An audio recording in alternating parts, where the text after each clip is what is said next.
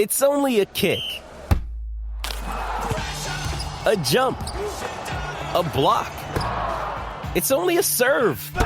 It's only a tackle, a run. It's only for the fans. After all, it's only pressure. You got this. Adidas. With threats to our nation waiting around every corner, adaptability is more important than ever. When conditions change without notice, quick strategic thinking is crucial. And with obstacles consistently impending, determination is essential in overcoming them. It's this willingness, decisiveness, and resilience that sets Marines apart. With our fighting spirit, we don't just fight battles, we win them. Marines are the constant our nation counts on to fight the unknown. And through adaptable problem solving, we do just that. Learn more at Marines.com. Welcome to the College Football Survivor Show, where playoff survival is always on the line. Here are your co-hosts, Doug Lesmerises and Shehan Jeyarajah. Thanks again to you guys for joining us here. We're going to run through some burning playoff questions here. Shehan Jeyarajah, along with me, Doug Lesmerises. We have at least 7, Shehan. I think probably up to 8, maybe even more than that. I like stuff like this, Shehan, because I want to sort of think about the 2 semifinals in concert.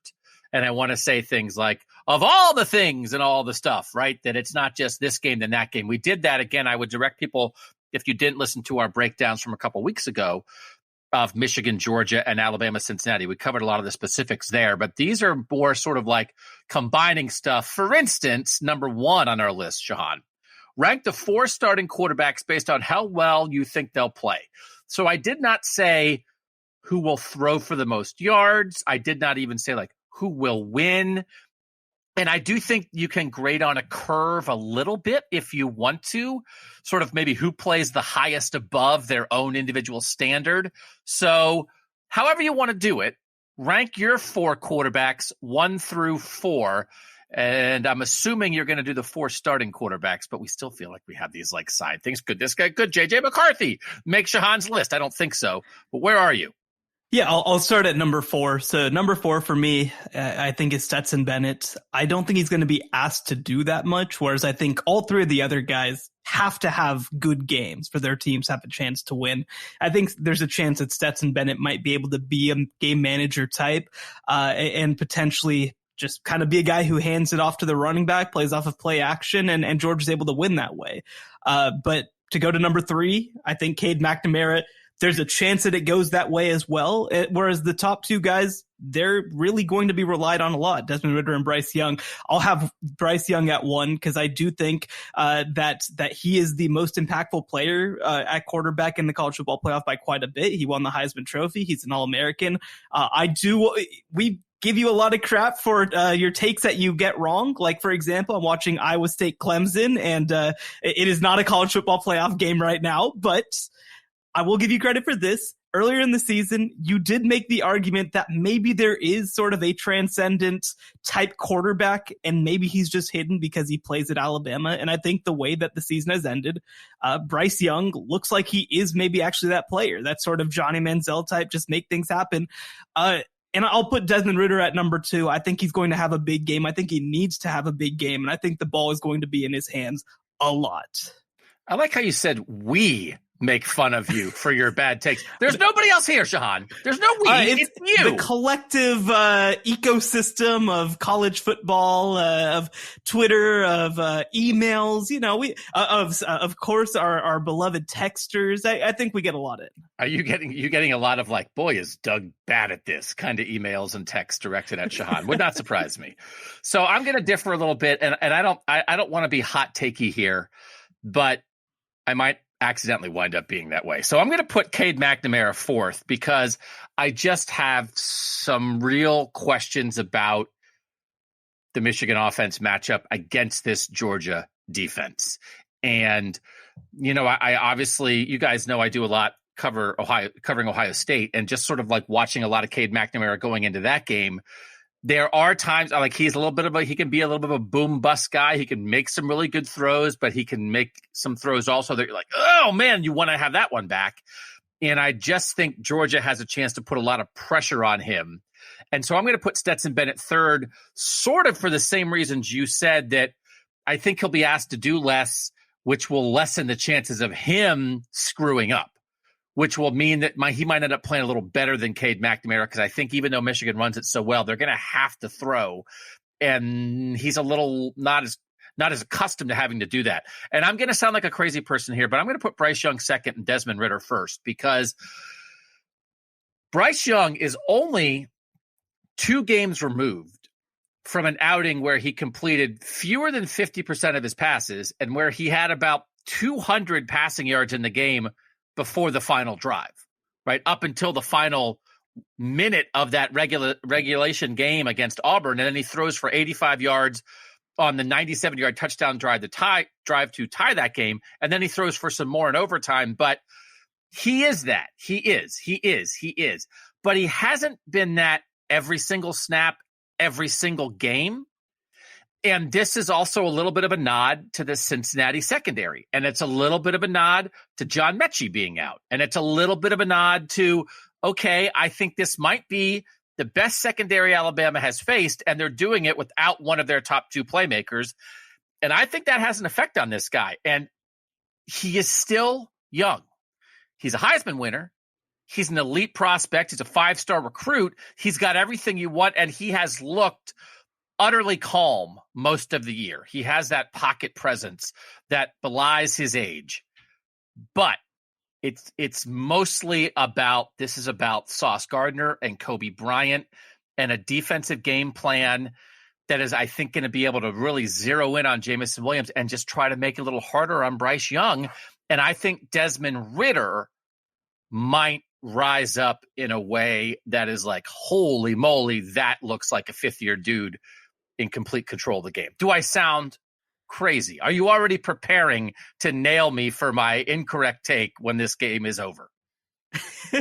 Well, I found a great stat actually while I was putting together a piece for CBS Sports, and that's that Desmond Ridder has basically the same number of pass attempts as the other 3 starting quarterbacks in the college football playoff combined. It's like 1272 versus 1277. So when you talk about experience, I mean, Desmond Ridder's that guy. He's a head and shoulders above everybody else from that perspective. And also when you talk about performance, I mean, Bryce Young has put together a tremendous year, but Desmond Ridder all year long has been really, really good as well. He's completing over 65% of his passes. He's handled pressure really well.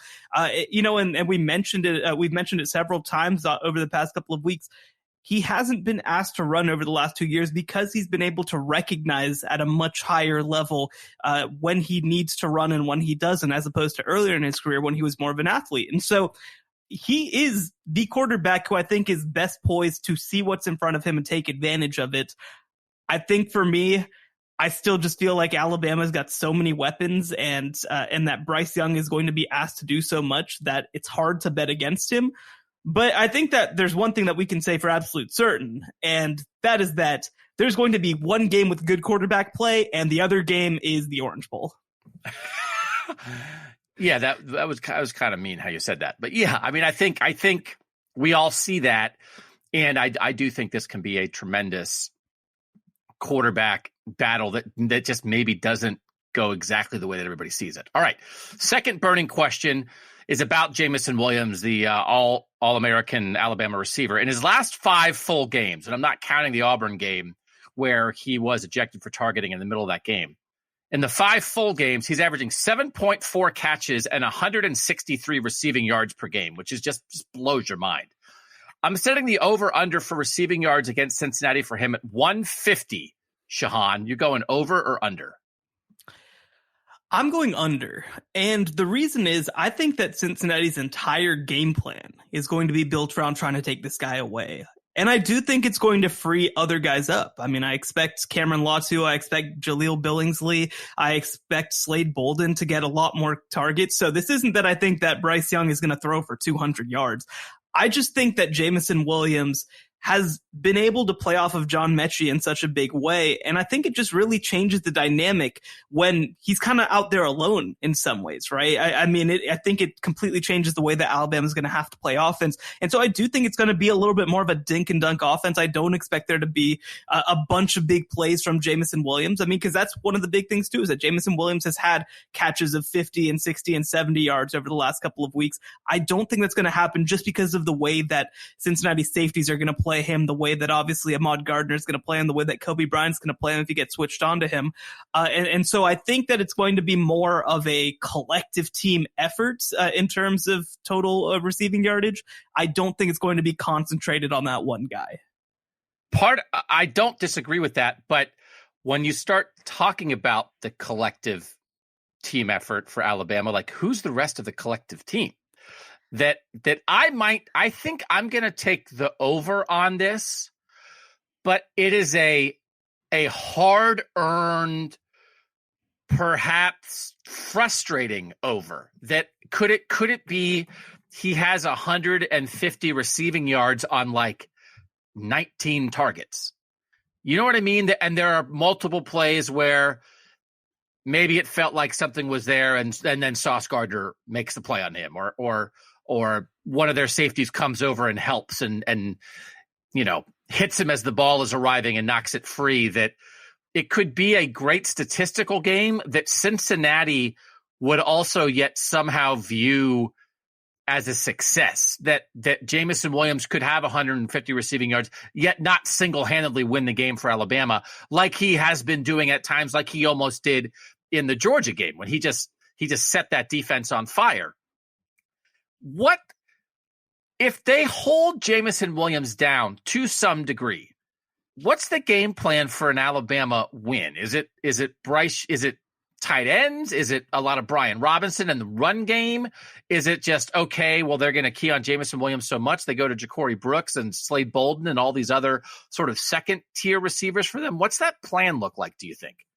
Yeah, I think it is built around that. I think it's built around other guys being explosive because, we talk about there being two guys who were head and shoulders above everybody else. But like, the roster is filled with 4 and 5 star receivers. They're filled with 4 and 5 star tight ends.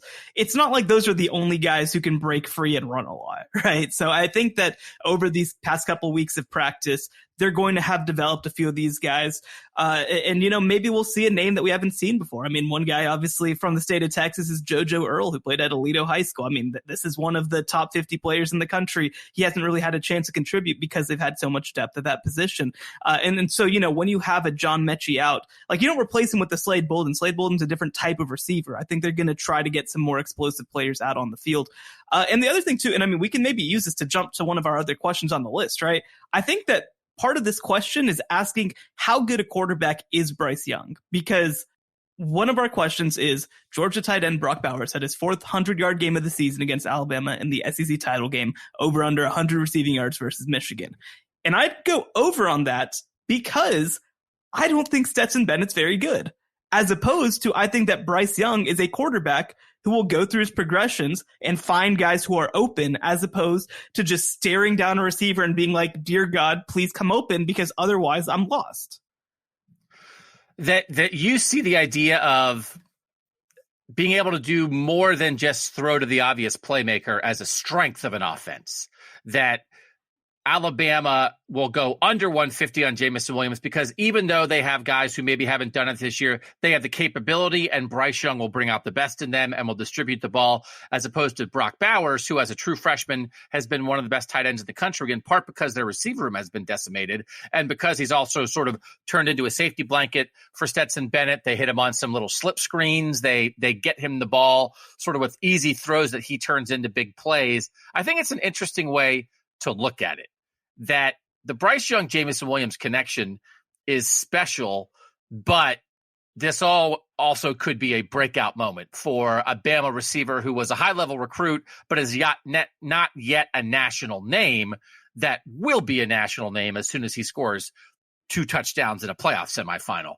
So I do have my doubts about that a little bit, again, which is just tied to my respect for the Cincinnati secondary. But I understand what you're saying, and I think it's a smart take. So I'm still going to go under on Jameson Williams, and then I will go over. I'm going over on Jameson Williams. I'm going over 150 on Jameson Williams, almost not force feeding him, but just like he's our explosive guy, but that if they try to get him the ball 10 times on explosive plays, it works 3 times, which helps the stats, but maybe isn't the most efficient way for the Bama offense to operate. That it's a 150 that doesn't blow the doors off Cincinnati. And I will say last word on this, and before we move on to that other question, I mean, you look at the numbers. Jameson Williams had 68 catches this year, obviously in 13 games, and John Mechie had 96.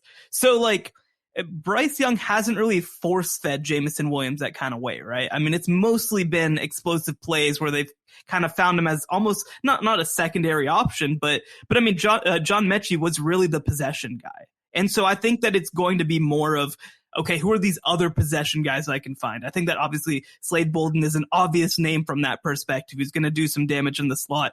And I think that it's going to be more, okay, again, which of these guys comes off the bench to try to be explosive? Who's this year's OJ Howard, right? Who's the guy who's going to come off the bench who we've never heard of and play himself into a second-round NFL draft pick? All right, so we'll move on to Bowers. Bowers has become the number one playmaker for the Georgia offense. I was actually surprised it's only 4 100-yard receiving games for him this year, because sometimes the way they talk about him and the way you think about him, I would have thought, wait, he must be almost averaging 100 receiving yards per game, and he's not. But he did have a big game against Alabama, which is almost like, well, I mean, their offense kind of didn't function that great against Alabama, and they have to force feed him, which almost goes into your point of like, okay, well, he had a big yardage game against Bama, but Georgia lost, and Stetson Bennett made some mistakes. I just like Bowers. I'm curious, though, about George Pickens, the way the Georgia coaches have sort of talked about Pickens this week. It's like he's still trying to come back. He's slowly been building up his number of snaps. We did see him in the SEC championship game for like 20 snaps. Could we see him more now? I mean, I certainly would guess yes, that you give the guy another month, and if he was playing that much then, he should play more now. Maybe that lessens the need for Brock Bowers. But I feel like the offense, especially, Michigan's going to have a pass rush. I don't know that they'll be able to work the play action and get stuff down the field as much, because Aidan Hutchinson's going to be in Stetson Bennett's face.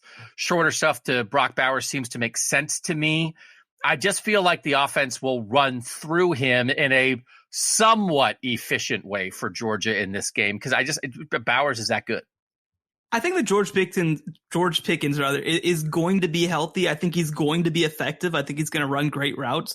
The bigger thing for me is that a lot of the deep ball stuff that Stetson Bennett has thrown has almost been like 1 or 2 read play action type stuff. And I don't think that they're going to be able to get away with that against this Michigan defense. Like, again, I think that the quick arriving stuff, I think Georgia's going to feast on that. I think that Georgia's going to be able to run the ball pretty effectively. I think they're going to be able to get the ball to the tight ends pretty effectively. I don't think that it's a favorable situation for them to ask Stetson Bennett to step back into the pocket, wait 3 seconds for the play to develop down the field, and try to evade those pass rushers at the same time. I don't think that that's a good plan. So from that perspective, I do think that George Pickens will have 1 or 2 game-changing type plays in this game. I just don't think it's going to be with a level of consistency that matches what Brock Bowers will be for this team. Okay. We like Brock Bowers. I think that's good. Let's talk about edge rushers in this semifinals setup, because you have probably the 2 best ones in the country. You have Will Anderson for Alabama, and you have Aidan Hutchinson for Michigan. Hutchinson finished 2nd in the Heisman voting. Anderson finished 5th. Could another guy be in this conversation? David Ojabo of Michigan. Myjai Sanders actually didn't have that many sacks for Cincinnati this year. Didn't have a huge statistical year. Curtis Brooks has the most sacks for Cincinnati. I don't know if there's anybody else we want to throw in this conversation, but the question as I framed it, Shehan, was which edge rusher will impact his game more? Hutchinson or Anderson? Or if you want to say somebody else, that's fine. But again, impact. What does impact mean? Not stats, but doing things to help your team win. Yeah, I mean, I think that the funny thing about this question is that I think that the answer will be which player doesn't just rush the passer, right? Which player is able to impact the run game the most? And across the season, it's easily been Will Anderson. Like, he's been a much bigger factor in stopping the run game than Aidan Hutchinson or David Ojabo was for Michigan. You know, Michigan's obviously really good at linebacker. They're really good on the interior. So they didn't really ask those guys to be a big factor. Well, against Georgia, I think you have to be. I think that maybe you have to see Aidan Hutchinson stand up a little bit. Maybe you need to see him getting inside a little bit. Obviously, you need to see him setting the edge at an elite level, which is something I'm not super worried about, but it is something that he's going to have to do. So I think that Michigan needs Aidan Hutchinson to be bigger than Will Anderson needs to be for Alabama. I think I'm still going to go Will Anderson because I think that we've just seen it a little more. I mean, I think that within the context of their schemes, again, Hutchinson's been a pass rusher. That's what he's been this season. Whereas Will Anderson's been more of, like you kind of said, an edge guy, a linebacker, an outside linebacker type who can do a couple different things. But I think if Michigan finds a way to make Aidan Hutchinson the most valuable pass rusher / edge defender in the playoff, I think that's the path to potentially Michigan winning this football game. I'm going to take Will Anderson as well, and I think one of the reasons for that is because Jamari Sawyer, the left tackle for Georgia, was saying this week that he feels really good physically, and he's sort of had a foot thing that's been bothering him decent chunks of the year. He said, I feel good. I feel really good, actually. And then he is a guy that wants this, which I kind of like. And again, these are the kind of stats, if Aidan Hutchinson has 4 sacks, we'll have this quote and Aidan Hutchinson will say, oh, this motivated me and that kind of thing. But Sawyer said, obviously a lot of scouts are going to watch the matchups. I like to compete. If they say a guy is the best, I want to play against the best. That's what you play on the SEC for. That's what you came to Georgia for. So I do think the Georgia tackles with Sawyer, especially if he's healthy, with Warren McClendon, I like them.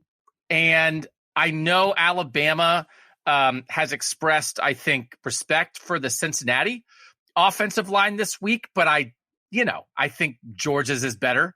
So I think Georgia is a tougher matchup for Hutchinson. I could see Anderson kind of having his way against Cincinnati. But then we're going back to our old friend, Chris Owens, the Alabama right tackle, which is sort of why I threw in, like, unless it's a Cincinnati guy. Because, again, if we're talking about offensive line problems, I still just think in the end, right tackle for Alabama might be the most questionable offensive line spot in the semifinals of the 20 positions on the offensive line. I just don't know if Cincinnati will take advantage of it. But I think maybe the Georgia tackles will rise to the occasion, which is why I would lean more Anderson here. Is there any more of a Chris Owens conversation we need to have for Alabama there?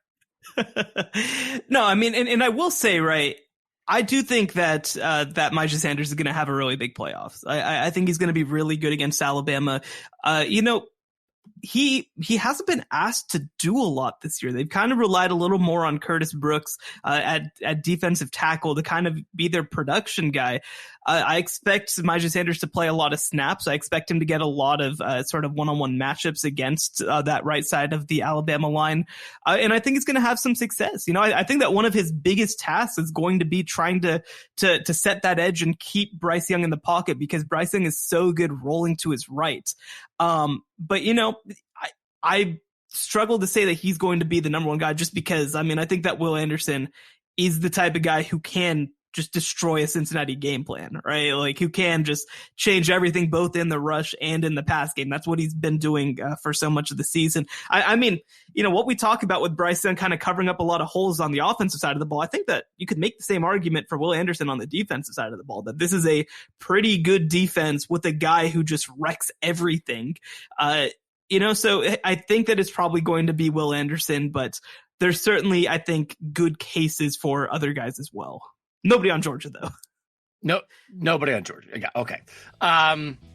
Let's take a quick break. We'll come back. We have at least 3 more, maybe 4 more questions to talk about. We'll do that next on the College Football Survivor Show. The College Football Survivor Show, where playoff survival is always on the line. Doug Lesmerises back with Shehan Jeyarajah. This one, again, is more of a sort of across the board, big picture conversation. It's about running backs and which running back will have the biggest impact on a semifinal. Georgia has a lot of guys, Zamir White, Kendall Milton, James Cook, that they like to work in. We know Cincinnati relies on Jerome Ford. We know that Michigan likes to work guys in, Hassan Haskins and Blake Corum, maybe a little bit of the freshman Donovan Edwards.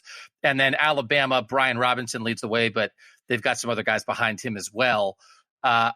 I think this could go a lot of different ways. There's a guy that I want to say, and I just don't know if I can say him or not. So I'll make you go first. Wow. Okay. I'm very intrigued now by what you're trying to say here. I am going to go with Brian Robinson.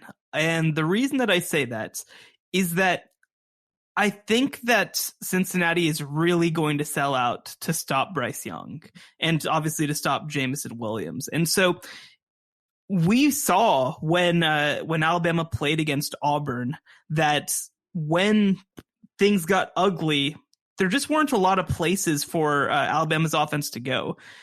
Well, I think that Brian Robinson is going to be asked to play physical. I think he's going to be asked to grind out 4 yards per carry.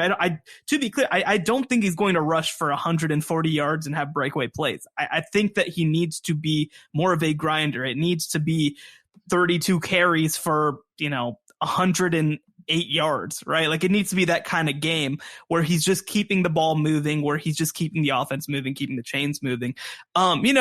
Compared to the other guys, I mean, I think that we've talked a lot about Jerome Ford and our concerns about obviously Cincinnati's offensive line. Jerome Ford's one of the best players in the college football playoff. I just think that he's not set up to have a very successful run. And then with Georgia and Michigan, there's obviously so many guys. I do have a guy, one guy from that game that I think could potentially be the difference maker, but I want to hear your answer first. So I'll preface this by saying Alabama is second in the nation in rush defense in terms of average yards allowed per carry at 2.51. Georgia is third at 2.61. Cincinnati is 11th at 3.33. Michigan is 22nd at 3.52. So the run defense and the overall defense for Alabama and Georgia is through the roof. And the guy that I want to say is Jerome Ford, because the idea of this guy who was an Alabama recruit and transferred away from Alabama and came to Cincinnati and this week asked people to say, please stop referring to me as the Alabama transfer. I'm a Bearcat now. Like all of that stuff is set up. And I do think, if Cincinnati's going to win, they have to do something extraordinary. And maybe that's offensively, right? Because they have to. I think their secondary is real, and I think their secondary is good enough to give Bryce Young and Jameson Williams at least some problems, and then give Cincinnati a chance. But then the offense has got to do something. And as much as I like Desmond Ridder, I think it has to be balanced. But you look, right? It's the Auburn-Alabama game. Auburn almost beat Alabama. Tank Bigsby ran 29 times for 63 yards, 2.2 yards per carry against Alabama. Texas A&M, with two awesome running backs, beat Alabama. It wasn't because of their running backs, because neither of their running backs did much. They got a decent amount of carries, but neither Spiller nor A-Chain really dominated there. They combined 24 carries for 80 yards. So, is Jerome Ford gonna do better than that? I want to say maybe. I want to say that maybe Cincinnati comes up with something, or that Desmond Ridder is so in control and so dangerous, and maybe Alabama thinks, okay, well, Ford's good, but we got to make sure we stop Ridder, and that opens up something for Ford. I want to say Ford, but I'm not sure there's any proof, even though I think you can find things in this Bama team that lead you to think they're not invincible, and they haven't looked invincible. But I don't think the run defense is one of the places to look for that. So can I just say Jerome Ford and say I want to say it even if I don't exactly believe it, or do I have to pick somebody else?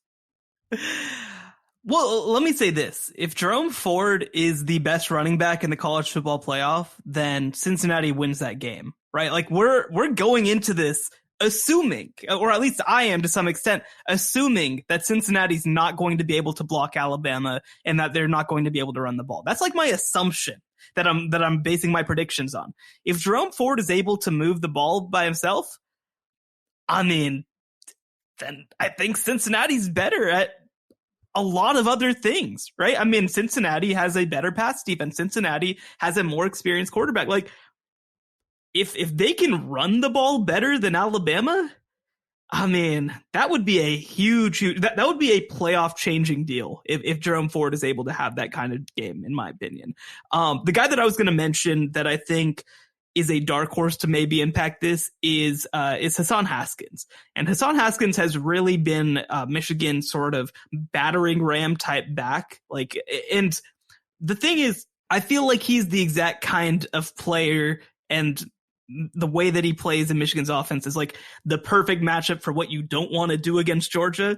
But if he's able to, again, like I talked about with Brian Robinson, if he's just able to be a battering ram, if he's able to withstand the punishment, if Michigan's offensive line, because this is a big part of it, is able to keep Georgia's defensive line at bay, if they're able to complete their pulls and they're able to just, chip Jordan Davis and keep him out of the way to some extent, again, I think that changes the game quite a bit if Hassan Haskins is able to be inefficient but productive.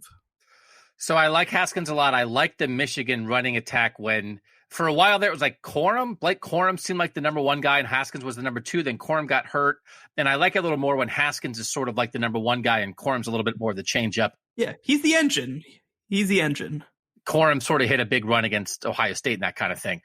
The numbers for Michigan are good, right? Michigan is 10th in the nation in rushing yards per game with 224, and Michigan is 12th in the nation in average yards per carry at 5.31.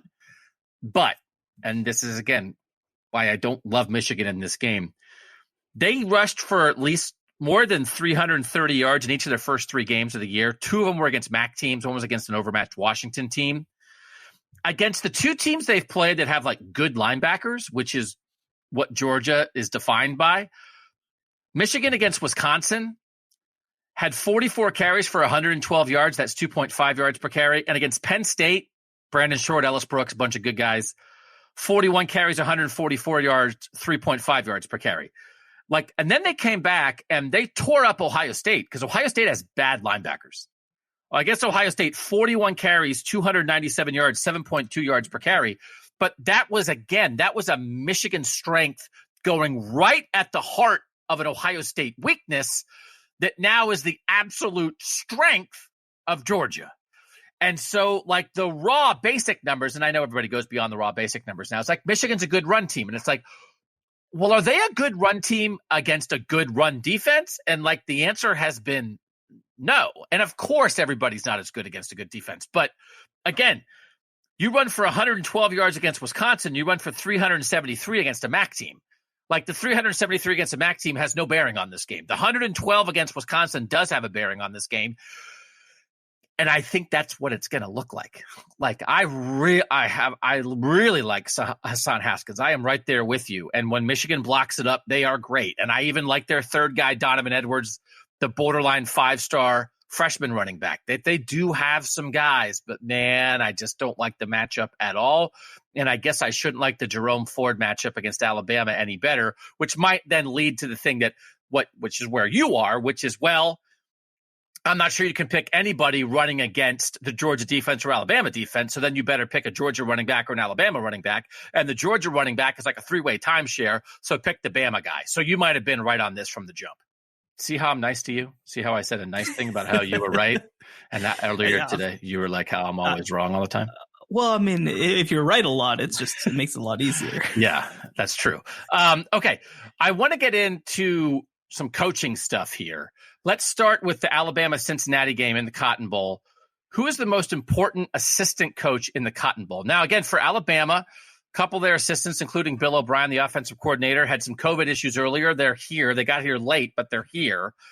Bill O'Brien, a guy who has been a head coach in college at Penn State, been a head coach in the NFL, was brought in as part of the sort of the rotating Saban coordinator plan.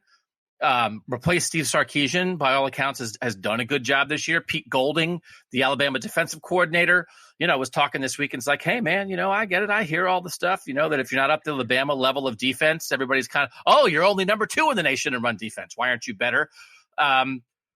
They're certainly on the hook. Mike Tressel, the nephew of Jim Tressel, is the Cincinnati defensive coordinator, took over this year after Marcus Freeman left and went to Notre Dame. And then Mike Denbrock, the offensive coordinator, came from Notre Dame, has a lot of experience in college football.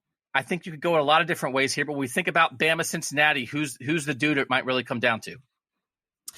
Yeah, well, I do have to take a second and say, how are we really at a point where Nick Saban's telling former NFL head coaches, here, come be a position coach? Are you kidding me? It's insane stuff. But I'm going to go away from the coordinators. Ooh, I like it. Yeah, I'm going to go with Holman Wiggins, the wide receivers coach and also assistant head coach of offense, which I don't know what that means, but I'm going with the wide receivers coach at Alabama. It means a pay bump. It means an extra way to get a guy a little pay bump. I am always here to get a guy paid. But after John Mechie's injury, right, immediately, you heard players and coaches basically say, it's time for the young receivers to step up. And Holman Wiggins has done a great job with Jameson Williams, a player who just came into the program, who has obviously developed a lot since he was at Ohio State. And certainly he was good at Ohio State and just couldn't get on the field because they have good players. But I think that he's also done a good job of developing him. He did a great job of developing John Mechie. And now I want to see what he can do with some of these young guys with a few extra practices under his belt, right? I mean, that's the biggest thing that you say about all of this is that you have a little extra time. This isn't like an in-season injury. You have more practices to kind of work guys up. And so I'll be curious to see how he does with those receivers because we mentioned it. I mean, you can point to Slade Bolden, who's not going to be a big time, sort of threat for them. You can point to the tight ends who are obviously really good, but they need another explosive option. They need another guy who can break tackles, another guy who can get down the field. They have those guys on the roster. You mentioned Ja'Cory Brooks. I mentioned JoJo Earl. There are a lot of guys who could step up in this game, and I think that Holman Wiggins has to be the guy to get it out of them. See, that's such a Shehan answer because Holman Wiggins sounds like a Simpsons character to me. I didn't even know that was like a real coach. No offense to that guy. I'm sure he's really good at it. But it's like, I'm feeling fancy. I'm listing coordinators. And Shehan's like, oh, you're going to pick a coordinator, Doug? Cool. Let me go with the grad assistant in charge of punt coverage for Alabama. I really think he's going to blow this game up.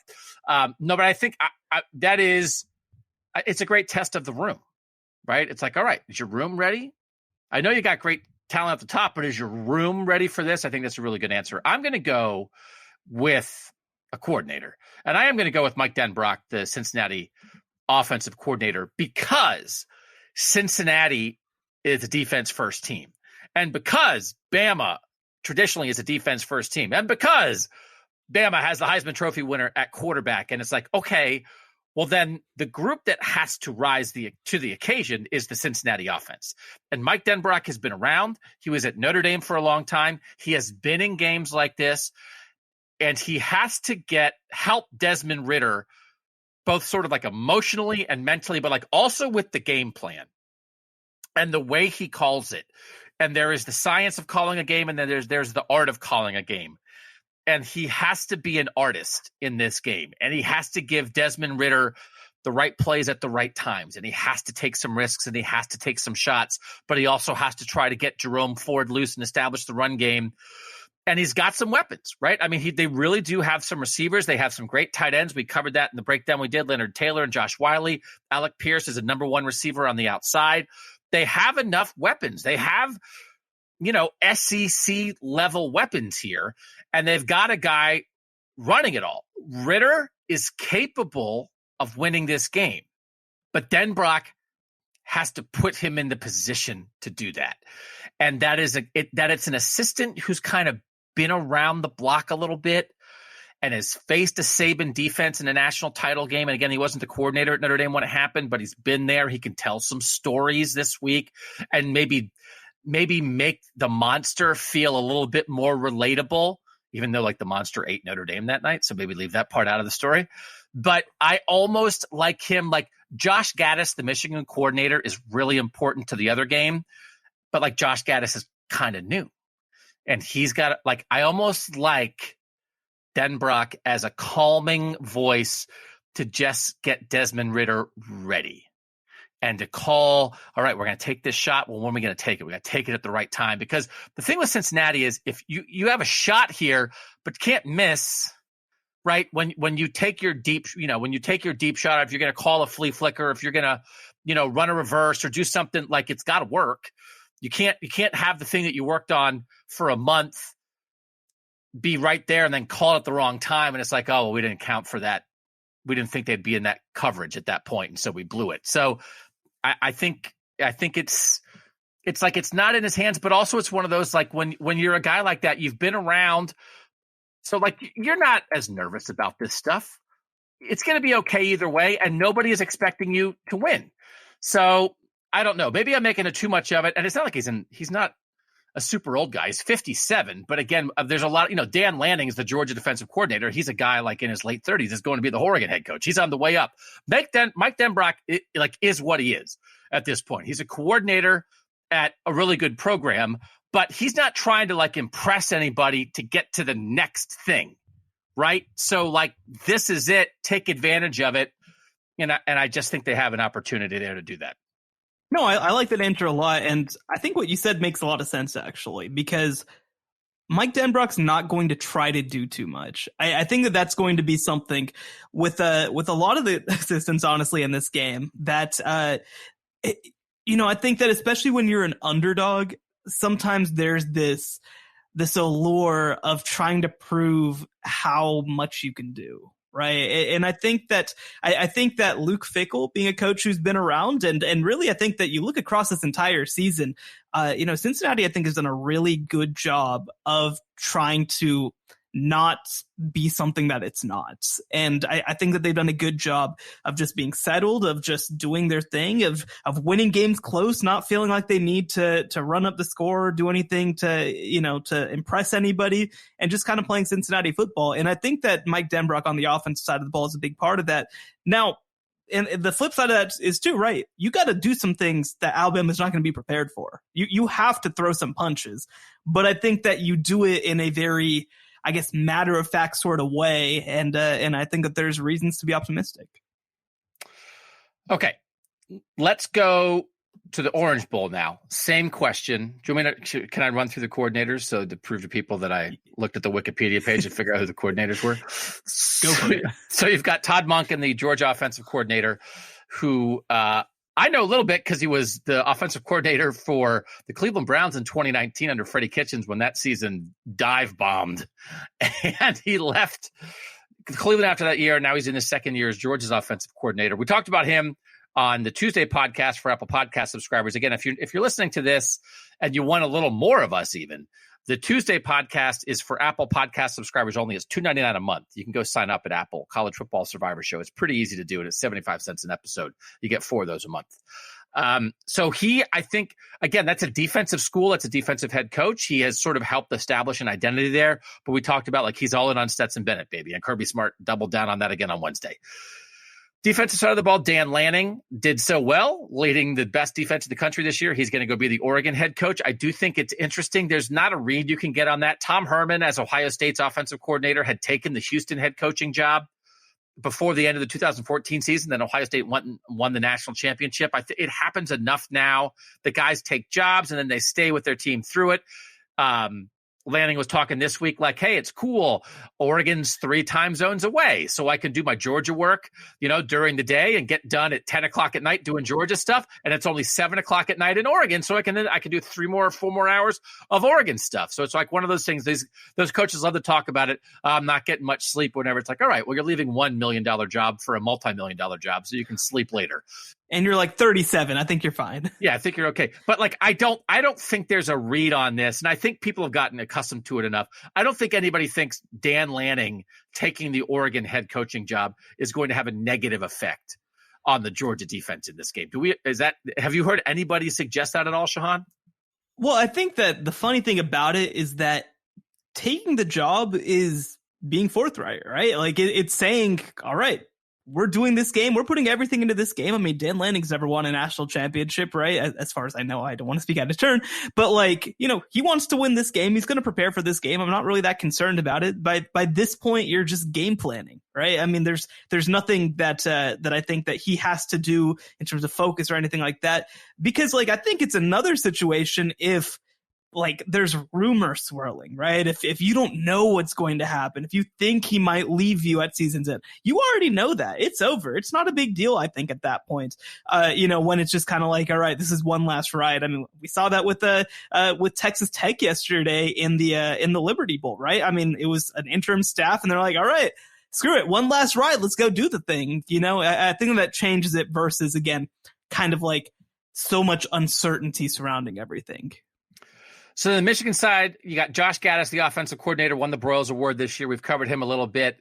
Used to be at Penn State, used to be at Alabama, hired by Harbaugh a couple years ago to be the offensive coordinator. Wasn't great for a couple years, but really got it together this year. Creative with the run game, a varied style of attack. Really confident, really feeling really good about where the Michigan offense is. And then Mike Macdonald, the defensive coordinator, super young, hired from the Baltimore Ravens staff, first-year defensive coordinator, kind of magically helped fix that defense overnight from the Don Brown era.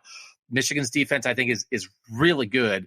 And I have said all year, I think Michigan has looked really well coached all year. And that's Gattis, and that's Macdonald, and that is Sharon Moore, and all these guys, the offensive line coach, and all these guys, they flipped over the staff. I think 6 or 7 new assistants this offseason for Michigan.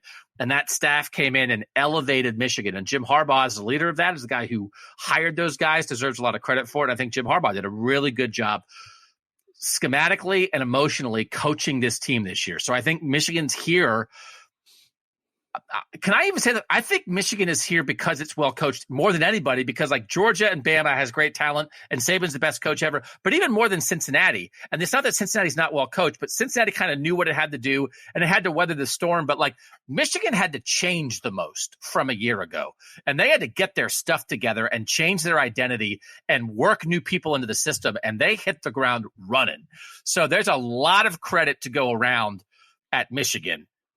Maybe you have a guy off the board, Ron Bellamy. I don't know. Do we want to run through every new hire that Michigan made this offseason? You want to pick? I mean, I do think Ron Bellamy is going to be very important because apparently Dax Hill is still, there's a lot of rumors circling around whether he's going to play in the game or not. So if they need to get somebody ready at safety, I think Ron Bellamy is somebody to watch. But no, that will not be my answer. I'm going to go with the coordinator here. I do want to give a quick shout out to Jim Harbaugh. I don't think he gets enough credit for not just hiring minority assistants, but like putting a lot in positions of power. Like you look back over the years to his time at San Diego and Stanford and even in the NFL. I mean, I think that's somebody, he never really talks about it, but I mean, you have a black offensive coordinator, you have a black offensive line coach, you have a black defensive passing game coordinator. Like that's not something that you see very much in college football. So I think just as an aside, I think he deserves a lot of credit for that maybe he doesn't get. I think that there's a right answer with this game, and I think it's Josh Gattis. He has to call the game of his life because just straight up, Michigan is not as good as Georgia. And if Michigan is going to run the ball with consistency against Georgia, it's going to need to be with some smoke and mirrors. It's not going to be just lining up and pounding your head and running power and running draw and running, whatever else, right? It's going to have to be by keeping Georgia's defense on its toes. And that's something that we've seen from Josh Gattis this year. He's done a great job of calling this offense. You mentioned kind of transforming this offense. It went from more of a predictable type run offense to one that is comfortable using some trickeration and doing a lot of pulling and doing a lot of, moving side to side, getting to the edge, all that sort of stuff. But in this game, he's really going to need to call the game of his life. And I think that's both in terms of dialing up run schemes and things that Georgia maybe hasn't seen before, and also just being very selective in how he's going to use the passing game, how he's going to attack outside, how he's going to spread Georgia's defense out. I mean, you mentioned it on yesterday's podcast, like he sounds real confident, and I guess we'll get to see whether that's worth anything. Yeah, I think you're right. I think he is the objective right answer to this question because everybody else is kind of doing what they do. Dan Lanning, again, the Georgia defense coordinator, talked a lot about eye discipline, and they just have to make sure. I think Georgia's so good they can't get too jacked up about like, hey, we're going to attack the run game, and all of a sudden here comes play action over their heads. But I think they'll handle that. I do think Mike Macdonald, again, reshaped that defense in a way. A lot of the Michigan players this week talking about he made it fun again. He asked us how we like to play, what we like to do. He puts us in positions to succeed. I wonder what it looks like if Mike Macdonald comes up with something that just turns Stetson Bennett inside out and just like befuddles him. And what would that mean for the game? Like, would they go to another quarterback? Would they lean on the run game? But again, I don't think anybody thinks that Stetson Bennett has to play great for Michigan to win. But what if Mike Macdonald has him thinking he doesn't even know which way is up? I don't know if that's out there. And then again, Todd Monken, you know, you just have to make sure your quarterback doesn't screw it up. So I do think Gattis is the guy who has this on the line. And again, the art of it. We know how Michigan likes to attack, but how he puts a script together early, because it would be a big deal for Michigan to get out to a lead here, because if they can get a lead and then run it, then they're in business a little bit. So what's his script early? Again, they called the halfback pass that they threw a touchdown against Iowa. They called a flea flicker against Iowa. They put that on film. Georgia has to worry about it. So now where do they go from there? I do think he'll have some of that, but I think Josh Gattis reportedly was in the running for the Virginia job that went to Tony Elliott, the Clemson offensive coordinator. Again, this is like a next level audition for Josh Gattis. Not that he's going to get a job now, but if he comes out with the game plan that beats the Georgia defense and puts Michigan on the edge of a national title, Josh Gattis is going to be able to name his job a year from now. So again, which is the opposite of the I'm sure Josh Gattis knows that. So what does that mean? Does he try too hard? I think that's on the table too, right, Shehan? Which is, again, the opposite of the Denbrock principle. This is like the biggest moment of Josh Gattis' life so far in a career that is absolutely ascending. And I just, is that a good thing or a bad thing? I don't know. It could be bad. Yeah, I mean, I think, to put this very simply, I think that with the Georgia coordinators, Dan Lanning and Todd Monken need to do what they do. I think that Mike Macdonald needs to do what he does. There's some wrinkles in there for sure, but I think mostly they just need to do what they do. Josh Gattis needs to do more than they've done, right? They need to be something almost different than what they've been this year. Not because they haven't been a good unit. They've been tremendous, of course. But I think to match up with Georgia, they need to show dimensions to their game that they have not showed at any point this year. And Josh Gattis only had a month to put this all together. So I'm really curious. I'm really excited to see it. I'm also excited to see it because I think Josh Gattis is a really good coach, and I don't want this Michigan game plan to be, what if we ran right at Jordan Davis? You know, I just think that would be a real shame. Aha! I know what we'll do.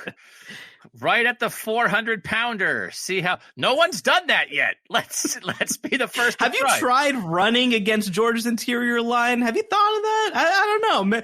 It's again back to the Arrested Development meme.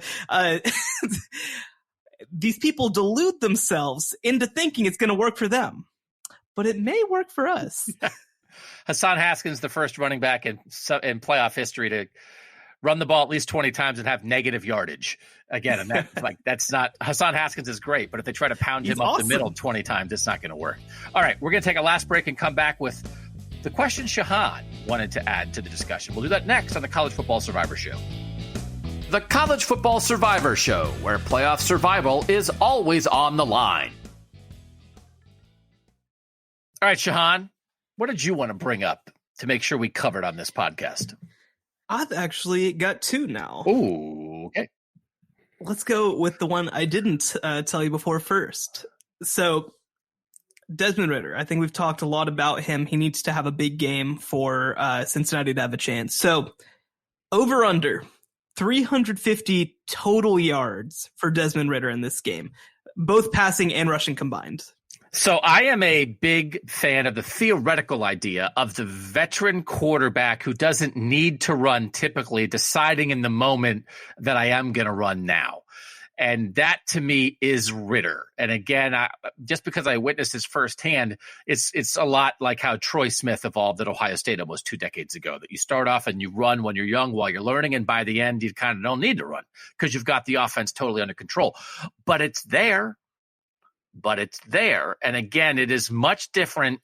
There's one thing against a defense like Alabama to run out of desperation, and there is another to run with precision. And you can have that precision, like not on a called run, but the idea of we've scouted this, we do this, when we get this look and you see the first read, let's be ready to go quick. If they give you that man look and they're following Pierce this way and Tucker's coming underneath, and that's a go for you. I think they have to have that kind of plan, because that's a way to get Bama. So 350 is a lot, but I'll take the over. And I think I think that's at least 50 rushing yards, so that he's not throwing for 300. But like, if you're telling me like 275 and 75, I could see that, and that's in the part of the formula for Cincinnati having a chance to win this thing. Yeah, I think I'm going to go over. And no, I mean, that is, I think, in a lot of ways, the plan for beating Bama, right, is just being able to take what's there. I think that one comparison is the Clemson quarterback who maybe we don't like to talk about right now. He obviously had some really big games against Alabama, just because, like you mentioned, he took what was there when it was there. And it just changes the way that Alabama has to play defense. It's something that you can't really prepare for if you're Alabama, right? I mean, it's one of those things that you just kind of have to read and react in a lot of ways. And Nick Saban had a great quote that I'm struggling to pull up right now, so I'm not going to bother. But he basically was like, one of the great things about Desmond Ridder is that he is willing to take what's there. He is willing to make the right decision and take short yardage. And I think that this game is going to be decided by 3 and 4 yard plays for Cincinnati, more than it's going to be decided by 70-yard plays. And for Desmond Ridder, I think that's going to be it. I think it's going to be a very inefficient game for him, right? I think that he's going to run for 2.7 yards per carry, and he's going to throw for, 6.1 yards per pass attempt, well below his season averages. But if he's able to do that with consistency and at the right times, I think that that's the difference between a Cincinnati team that competes in this game and one that can't. All right, so you got one more for me? Last one. So heading into this game, we talked about so many players across these 4 teams, right? We've been talking about this all year long. But outside of the obvious guys, right? And even let's maybe take out the guys that we named as X factors, right? We talked about some of the tight ends and stuff like that. Who is one player that doesn't really get much attention, that maybe we haven't given attention to either, who you think could potentially change the complexion of the playoff? Okay, I actually do have an answer for this one, and I like this answer, and he talked about it this week, and it's Trey Tucker from Cincinnati, who is their 5'9" receiver, but he's also their return guy. And he has a kickoff return for a touchdown this year. He had another kickoff return for a touchdown last year. And this week during interviews, he talked about the idea of, hey, we were watching Alabama, Texas A&M, and Texas A&M ran a kickoff back for a touchdown and helped change that game. A kickoff return for a touchdown helped beat my guy, A-Chain, helped beat Bama this year. And Tucker is that kind of player. I like the idea of a little fast guy in a game like this, right? The kind of guy who would never get an offer from a place like Bama because he's only 5'9". He also, I think, is an interesting receiver. He has games where he doesn't do much. He has a lot of games this year where he has 2-1, 2-2, 1-1, 0-1-2 receptions. He had 7 catches for 114 against SMU in that big win in late November for Cincinnati.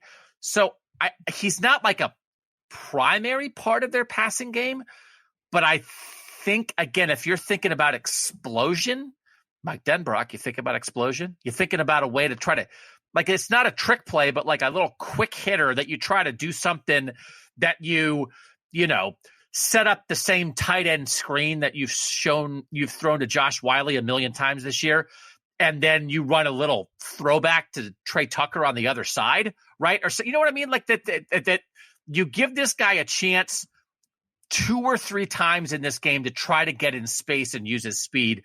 And then the special teams thing lingers anytime Alabama kicks off. So as a 1 or 2 big play guy, I'll take him. Would you believe that I was going to pick the same guy? Are you serious? I feel great about that. You know, we like to sit around and talk about, Shehan, how you just take all my answers all the time. So we have said this before. Yes, I think that's a great answer. Like you said, I do think that, and I'm actually going to go the special teams route in another direction. I think that the only plus kicker in this game is Jake Moody at Michigan. I don't think that there's another plus kicker in this game. Everyone else is fine. Like, there's nobody outside of Cincinnati has a bad kicking game, but Alabama and Georgia, their kicking games are fine. Cincinnati has the worst kicking game in major college football. 130th out of 130. Yes. So yes, which is just unbelievable. You were a former Big Ten coach and you don't have good specialists? You learned at the knee of Jim Tressel. Jim Tressel is pulling his hair out all year about this. You hired Jim Tressel's nephew and dare to have the worst kicking game in America? Come on. But I think that Jake Moody, similar to Trey Tucker, right? These are guys who I think can change games by making, again, sort of those plus 5% type plays on special teams, you know, kicking it out of the back of the end zone, hitting a field goal that's maybe a little bit longer than one that your opponent would hit against you. Certainly, again, for Trey Tucker, like you mentioned, just taking the ball out to the 37 instead of out to the 28, right? I think that stuff matters in games like this, right? I think that both games could potentially be pretty ugly. And so I think for Jake Moody, being a kicker who can hit, you know, mid to long field goals with regularity. I mean, completing over 91% of his kicks, averaging 1.7 field goals per game, good enough for 8th in the country. Like, I think that Jake Moody is the 1+ kicker in this college football playoff. And I do think that in a game that's going to be as low scoring as I think Michigan Georgia is going to be, I think it's going to look a lot potentially like that Georgia Clemson game. I think that Jake Moody is potentially the kind of difference maker who at least can give them, he's not going to win them the game, right? But I think that he can do enough to maybe keep them in position to either come back or win the game or potentially go up by multiple scores. No, I mean, and if it's a low-scoring game, you know, hitting a 51-yarder in the middle of the second quarter, it could be a huge momentum swing in a low-scoring game, right? If points feel like gold, that kind of thing can really matter. All right, we are not making picks right now because we're going to do that on an extra Thursday pod. We will get that to you a little earlier in the day on Thursday. It'll be free for everybody. Everywhere you find podcasts, you will find the College Football Survivor Show and our Thursday picks. We'll have a friend of mine come in with a little guest spot, talk about the betting lines and his sort of break down his formula and how he views this game. And then Shehan and I will make our picks. We'll do that on Thursday. But for now, thanks for joining us on this Wednesday edition of the College Football Survivor Show. For Shehan Jeyarajah of CBS Sports, I'm Doug Lesmerises, and that was the College Football Survivor Show. The College Football Survivor Show, where playoff survival is always on the line.